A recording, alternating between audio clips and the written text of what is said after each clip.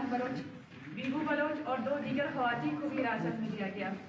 گرفتاری کے پہلے روز کوئی وجہ بیان نہیں کی گئی، تاہم اگلے روز ضلعی انتظامیہ نے میڈیا پر بریفنگ میں اطلاع دی کہ ڈاکٹر مبارک بلوچ کو سیکشن 3 MPO کے تحت حراست میں لیا گیا ہے۔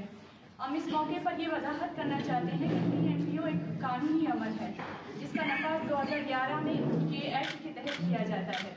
اس ایکٹ کے مطابق ڈپٹی کمشنر متعلقہ فرد کو نوٹس کے ذریعے الزامات سے آگاہ کرتا ہے، اور اگر نوٹس فرد تک نہ پہنچے تو بعد میں اشتہار شائع کیا جاتا ہے۔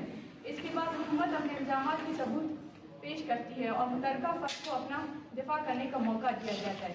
اگر الزامات ثابت ہو جائے تو پھر گرفتار کیا جاتا ہے اور کیس کی نمائندگی ہوم ڈپارٹمنٹ کے ذریعے کی جاتی ہے۔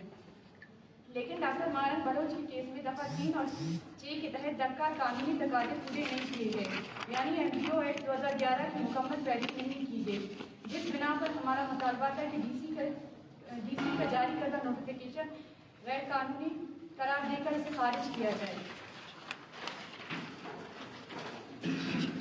اس سلسلے میں ہم نے بلوچستان ہائی کورٹ سے رجوع کیا اور ہماری وکلا ٹیم نے معزز عدالت کے سامنے کیس کی تمام پہلوؤں کو واضح کیا، جس پر یہی امید تھی کہ معزز عدالت قانونی اور آئینی تقاضوں کو پورا کرتے ہوئے اس کیس کا فیصلہ سنائیں گے۔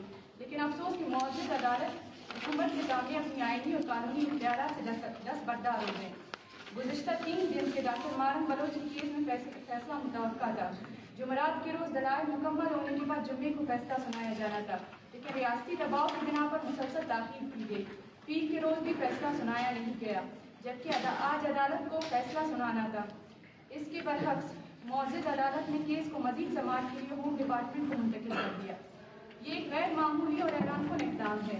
قانونی تقاضے پورے کیے بغیر عدالت کے بجائے انتظامیہ کو معاملہ بھیجنا انصاف کے تقاضوں کو منافی ہے۔ اگر عدالت ہمارے خلاف فیصلہ بھی سنا دیتی تو ہمارے پاس سپریم کورٹ جانے کا قانونی حق موجود ہوتا، تاہم اس فیصلے کے نتیجے میں اب ہمارے لیے سپریم کورٹ کا راستہ بھی وقتی طور پر بند ہو چکا ہے۔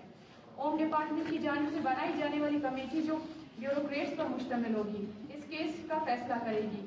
اس کمیٹی کے فیصلے کے لیے کوئی مقررہ مدت نہیں، وہ ایک دن لے یا 1 سال، کوئی پابندی نہیں۔ اگر کمیٹی کا فیصلہ بھی خلاف انصاف ہوا تو ہمیں دوبارہ ہائی کورٹ سے رجوع کرنا پڑے گا اور وہاں سے سپریم کورٹ تک جانا ہوگا۔ یہ ایک جان بوجھ کر بنائی گئی پیچیدہ راہداری ہے جس کا مقصد صرف تاخیر اور انصاف سے انکار ہے۔